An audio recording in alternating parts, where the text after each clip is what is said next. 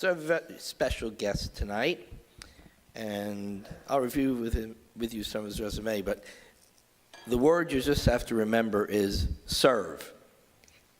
He serves the Jewish people. He serves the Jewish people in Argentina. He serves the Jewish people in Israel. He serves the Jewish people worldwide. This is Rabbi Mauricio Balter. His life is a life of service to the Jewish community. Comes from Montevideo, Uruguay. His education from many different places. MA from University of Haifa. Rabbinic ordination, exactly where our own rabbi, Rabbi Roisman, graduated. Marshall Mayer's Seminario Rabbinico, Latin America, I knew. He was graduate of the prestigious Melton Education Program, which center is in Hebrew University in Jerusalem. Continued in special programs for education in Argentina, where he served as a rabbi for 12 years, and then decided to make Aliyah in 1995. That's where I met him. He was a rabbi in Kiryat Bialik for 15 years, and we spent the beautiful Shabbat with him and been in touch ever since as I follow his amazing career of building Jewish community and Jewish bridges. He also served in Beersheba as a rabbi and has served our rabbinical assembly in many, many different capacities. Right now, and the reason he's here, is he serves as the executive director of Masorti Olami. Masorti is the Hebrew word that we use for the conservative movement. That's what it's called in Israel from the word traditional, Masoret. And Merkaz Olami, and he's going to explain to you what the difference is and what the similarities are. On the executive committee of the World Zionist Organization and the board of directors of JNF.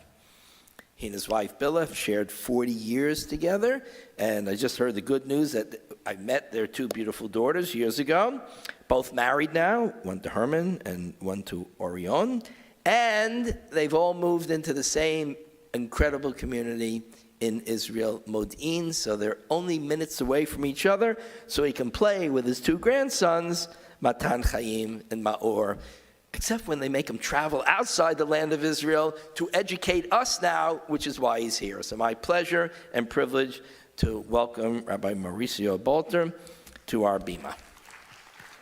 You like this or you like that? That's good? Okay. Take control of the back there. Shabbat Shalom. I bring the regards of the Masorti worldwide movement around all the world. We have communities, incredible communities in Europe, in Africa, in Asia, Australia. It's an incredible world. But today I want to talk a little about Israel. That is my concern, and I am sure that is your concern also. October 7 began as an ordinary day as I prepared to go to the shul to celebrate Simchat Torah, a moment of joy and renewal. However, everything changed in an instant when I received a call from my daughter Maya. Her trembling voice brought the devastating news of an attack on Israel in the south. Her husband, Herman, a dedicated police officer, had to leave immediately, leaving his family in a whirlwind of anguish. The worst part was the uncertainty. We would be without news of him for almost 2 days, eternal moments of anxiety. At the same time, my son-in-law, Orion, was summoned as a tank reservist, and I can't help but think that there is not family in Israel that has not felt this heart-wrenching impact. October 7 is not just a date in the calendar. It's a breaking point in our souls. This Black Shabbat not only brought unimaginable pain, but also left a deep scar on Israeli society, a trauma that accompanies us in every corner and in every conversation. The war, which has already lasted 70 months and is the longest in our history, has forever changed the life of Israel. It is imperative that we are able to see and understand the change that this painful process has generated in us. Israel is in the midst of a rebirth, but it's not a simple rebirth. It is an effort to redefine our identity, to piece together a puzzle that was shattered on October 6th. We find ourselves in a crucible of emotions and challenge, where philosopher Micha Gutman notes that this confronts us with a harsh reality. What would life be like for the Jewish people without a functional state of Israel? This question resonates, activating our collective memory, not just in Israel, but throughout the inter-Jewish diaspora. The echoes of pain run deeper than what our memory can bear. In our hearts, the tragedy of October 7th is compared to the horror of the Kishinev pogrom of 1903, where the lives of 50 people were cut short by hatred. The same brutality now reminds us the loss of 1,163 Israeli lives in a single day. Among them, 36 youths under 18 years old who had a future ahead of them. This tragedy adds up to approximately 3,000 wounded and 251 kidnapped, of whom 59 trapped in Hamas's hands. And the war continues, leaving behind a trail of pain with 980 fallen soldiers and 19,000 wounded.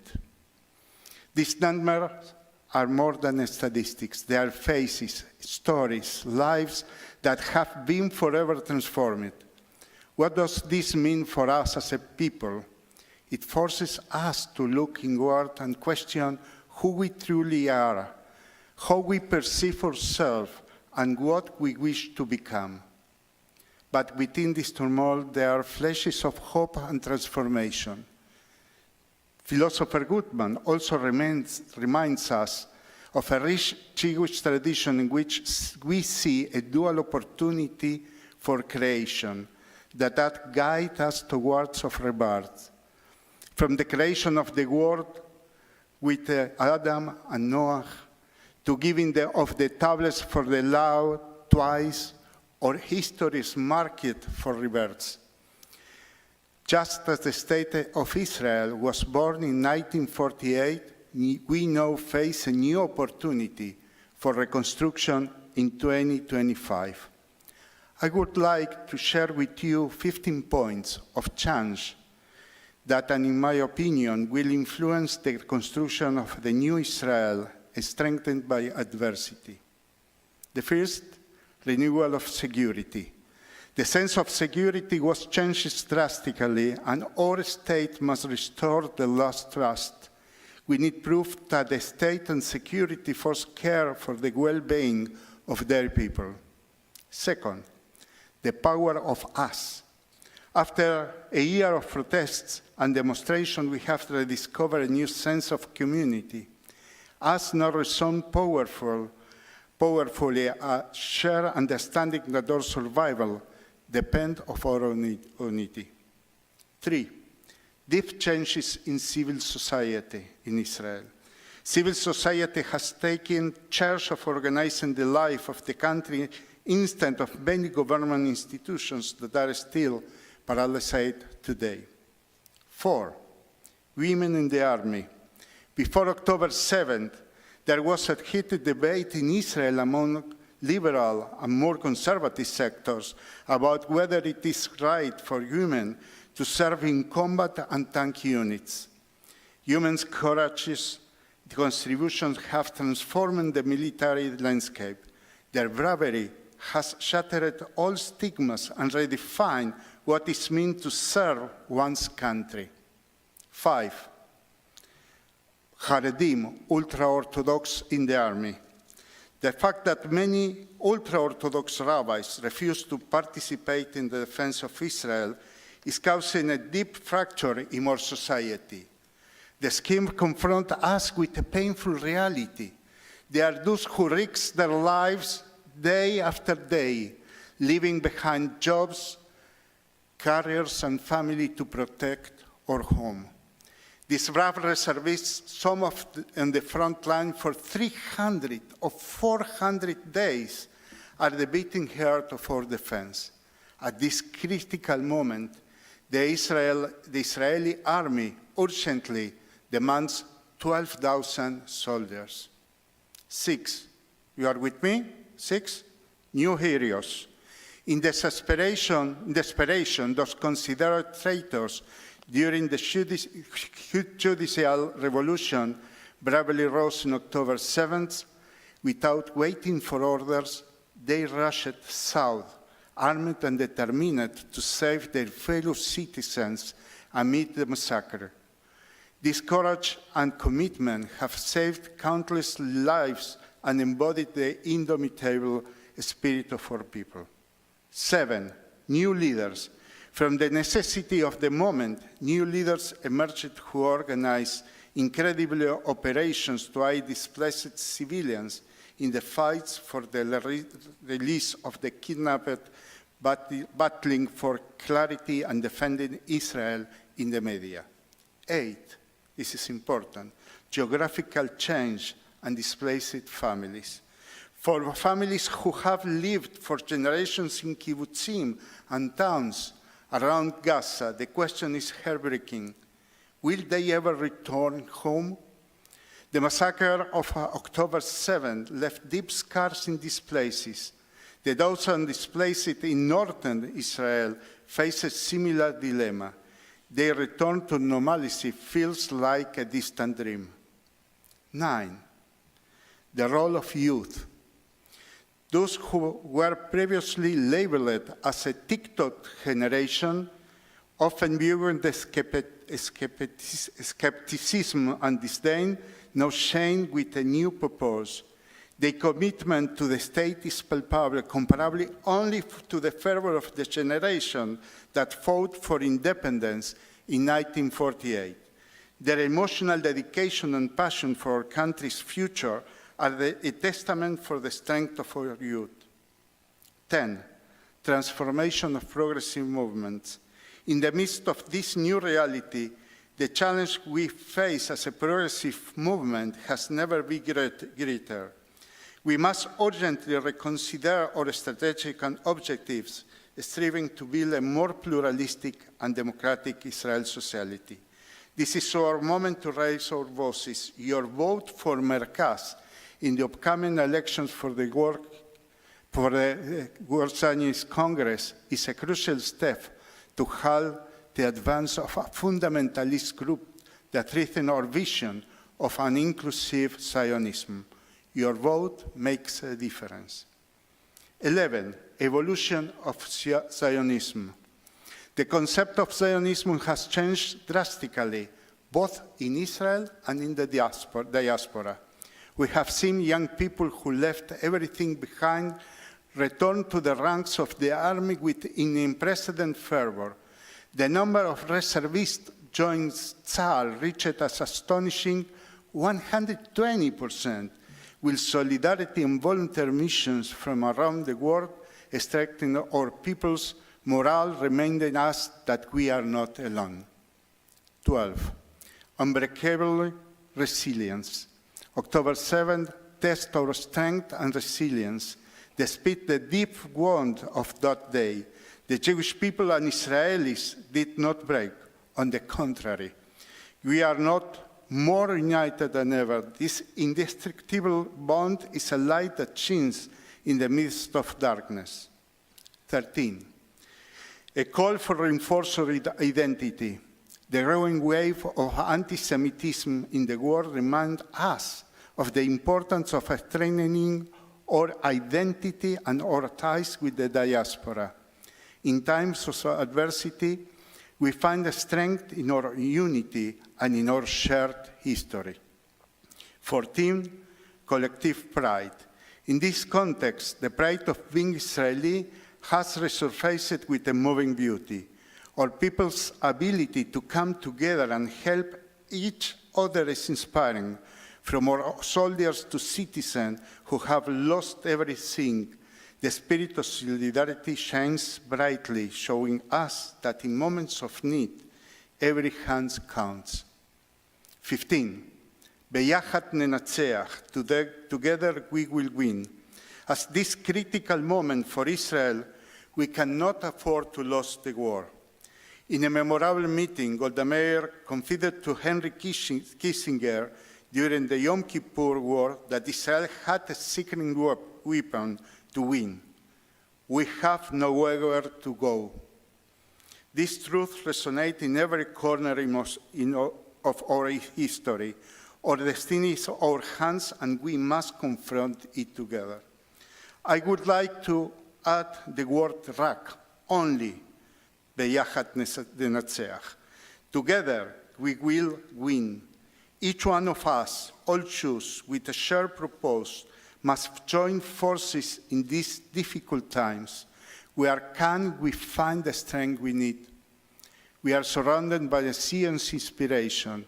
Let us observe those who have shown the courage to rise and fight, not only for their life, but for the life of others. Think of those who, without hesitations, went out to help those who needed it most, offering their generous hands amid chaos. Let us remember those who, no matter where they were, got on a plane, leaving their temporary lives behind to shoulder the challenge. Dozens of Israelis from the diaspora have responded to our call, ready to enlist and face adversity. And let us not forget those who immediately organized to provide supplies to both the soldiers on the front lines and the evacuated civilians, showing a spirit of solidarity that is truly moving. Each of you who have sent a virtual hug and have closely followed every piece of news at the event in Israel are a reminder of our power, of our unicity. As we stand at this critical juncture, we must become active participants in shaping the future of our state. The World Zionist Congress, founded by Theodor Herzl in 1897, is the only democratic body representing Jews from all backgrounds and Zionist streams. The upcoming elections for the 39th World Zionist Congress, taking place in the United States from March 10 to May 4, present us with a unique opportunity to influence Israel's future, an opportunity that we simply can't afford to overlook. The World Zionist Congress oversees 4 of the largest non-profit organizations in the Jewish world: the World Zionist Organization, Keren Kayemet L'Israel, GNF, the Jewish Agency, and Keren Hayesod.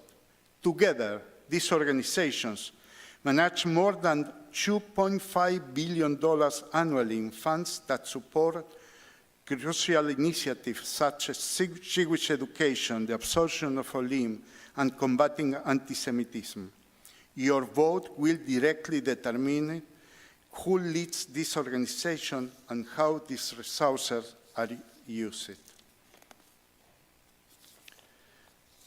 At the 38th World Zionist Congress, Mercas and Italians successfully passed a resolution that supported a liberal, Jewish, and democratic Israel, despite facing opposition from more ultra-right factions. This achievement illustrates our commitment to progressive change. We need your support, no more than ever. Just 5 minutes and $5 can turn your vote into a powerful force for change. This moment is not merely about participation, it's about the future we envision for Israel and the Jewish people. I continue to pray for a time of peace among men. Baruch Hashem, we are beseder, okay. We thank God for what we have. Despite the adversities, we move forward. I pray for the release of the 59 hostages still in Hamas's hands, and for just end to this war, with the hope that a new dawn of peace will arise in the Middle East. We are in Israel because we understand the importance of our state and know why we fight. Our adversaries will not strip us of our ideals. This is our land, and we have the right to live in it in peace and normality. Adonai os le'amo iten, Adonai yevarech et amo b'shalom. The Lord will give strength to his people. The Lord will bless his people with peace. Shabbat shalom.